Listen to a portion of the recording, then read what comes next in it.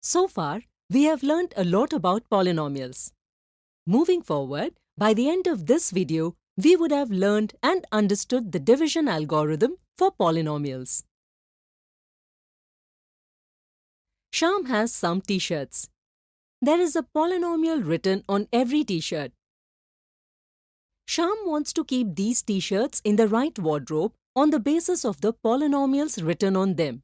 Can you help Shyam perform this task? You can see that the highest power of these polynomials is 1. So, these t-shirts will go into the linear polynomial wardrobe.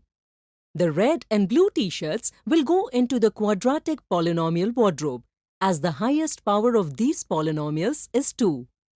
And finally, as the highest power of the polynomials written on both these t-shirts is 3, these polynomials become cubic polynomials, so it would be appropriate to keep them in the third wardrobe. After keeping the t-shirts in the wardrobe, Shyam goes to study with Pooja, who is studying the division method. Pooja tells Shyam that the term that gets divided is called dividend,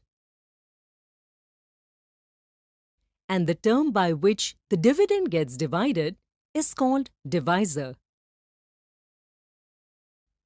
The number of times the divisor divides the dividend is called quotient.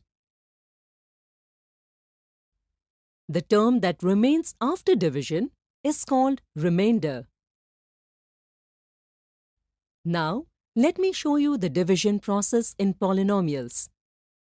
If we divide a polynomial px by another polynomial gx, we get a polynomial, say, qx. So, let's now look at the method of dividing a polynomial by another polynomial. First of all, make sure whether the divisor and the dividend are written in standard form, that is, in the decreasing order of powers of the term. To get the first term of the quotient, divide the term with the highest degree of the dividend, that is x square, by the term with the highest power of the divisor, that is x, which gives the quotient as x. Then, multiply the divisor by this quotient and write it below the dividend. Subtracting both the polynomials, you get 4x minus 12 as the remainder, which becomes a new dividend for further processing. Repeat this division process again with the new dividend either until the remainder is reduced to 0 or till its power becomes less than the power of the divisor.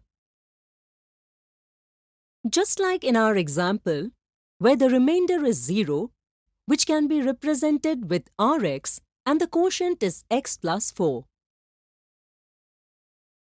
In this way, we can divide one polynomial with another polynomial. But this is possible only when the degree of the dividend is greater than or equal to the degree of the divisor and the divisor is not 0. Here, the part on the right can also be written this way. This division process is similar to Euclid's division algorithm, according to which Px will be equal to Gx times Qx plus Rx, where Gx will not be equal to 0 and Rx will be 0 or the degree of Rx will be less than the degree of Gx. This conclusion is called the division algorithm for polynomials. Let's examine this conclusion with the help of our polynomials. By replacing all the polynomials in this division algorithm, both the sides become equal, which authenticates the validity of the division algorithm. Today, in this video, we have learned the division method of polynomials, which is called division algorithm. On this, divide x raised to power 2 plus 2x minus 15 by x minus 3 using division algorithm. In this question, x square plus 2x minus 15 is the dividend and x minus 3 is the divisor.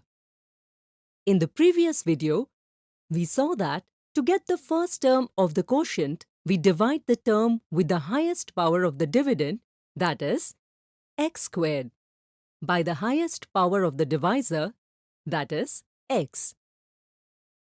This will give x, which is the first term of the quotient. Now, multiply the divisor by this quotient and write it below the dividend.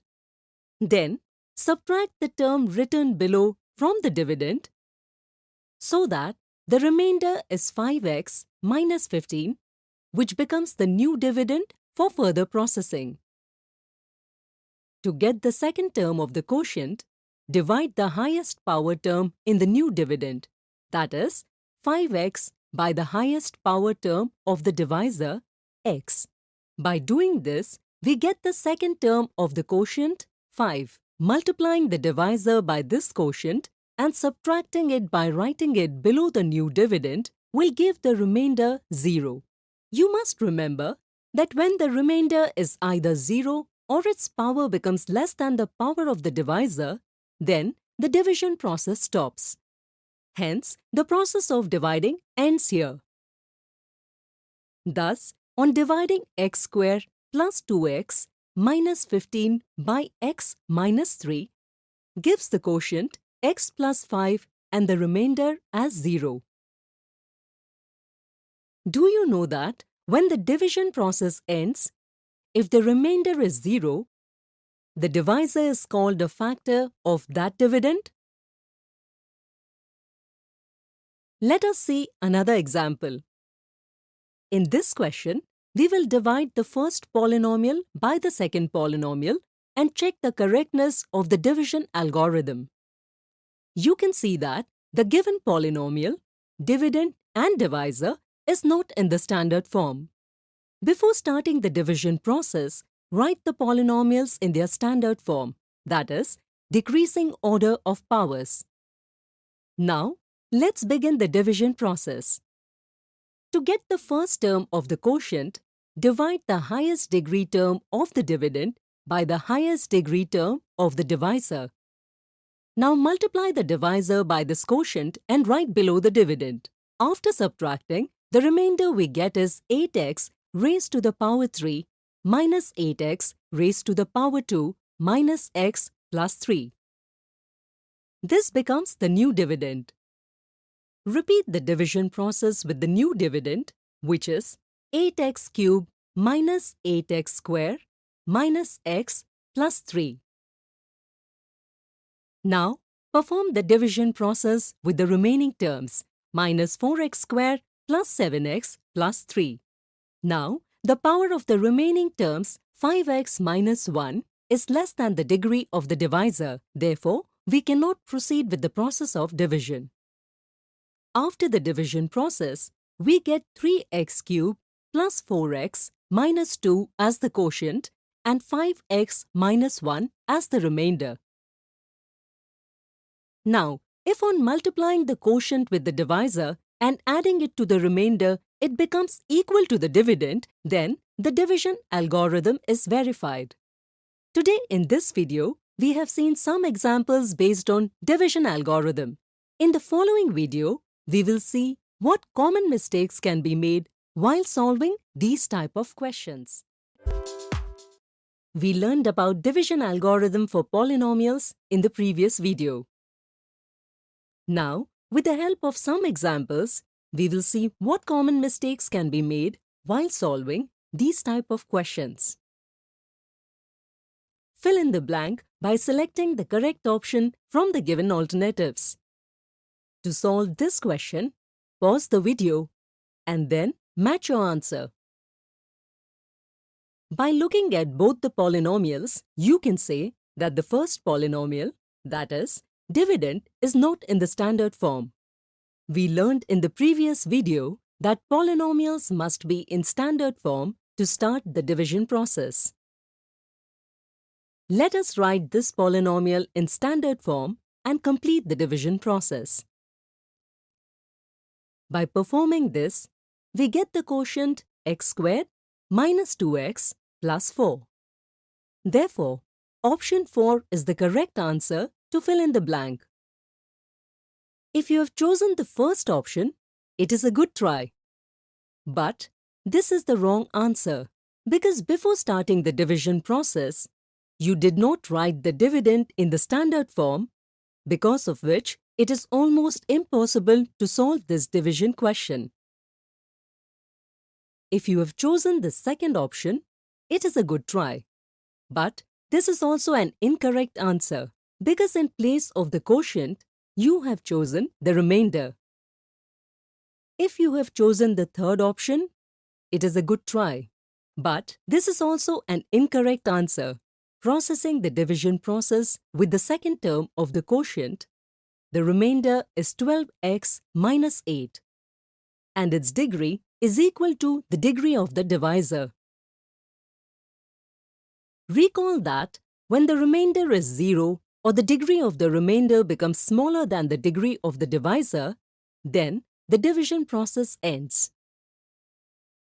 But in this option, you have not completed the division process.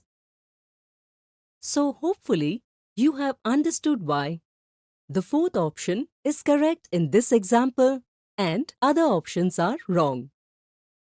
Teachers can also test students' understanding in the class with the help of such examples.